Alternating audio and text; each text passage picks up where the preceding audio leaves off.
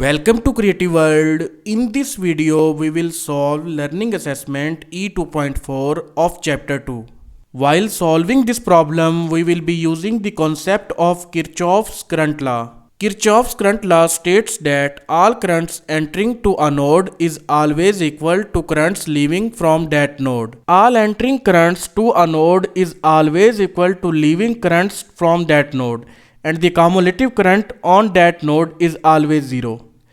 Equation of Kirchhoff's current law is summation of all entering current minus summation of all leaving currents will be equal to 0. Now move towards the problem. Part A of Learning Assessment 2.4. Calculate current I1 in given below figure. This is the figure and we have to calculate the value of I1 current. We have a voltage source and some hidden network in this box. So we have to calculate the value of I1. Direction of this I1 is highlighted with this red arrow.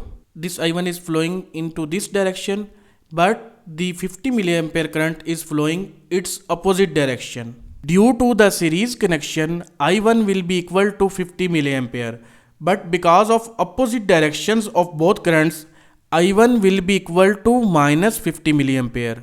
This minus is indicating that the direction of I1 is opposite to this 50 milliampere current. Now move towards the part B. Calculate IT in given below figure. If we observe in this scenario, very limited information is given. Only currents through all branches are given and it is also asked to calculate current. So we can solve this scenario with the help of Kirchhoff's current law that states that summation of all entering currents to a node is always equal to summation of all leaving currents from that node. Now if we make this node as a point of concern, on this node only one current is entering, that is IT, and rest of all currents are leaving from this node. So use Kirchhoff's current law equation and enter all the values into the equation. Only one current is entering, that is IT, and rest of all currents are leaving from this node, that are 10 milliampere, 40 milliampere and 20 milliampere. Sum up all these leaving currents, that becomes 70 milliampere.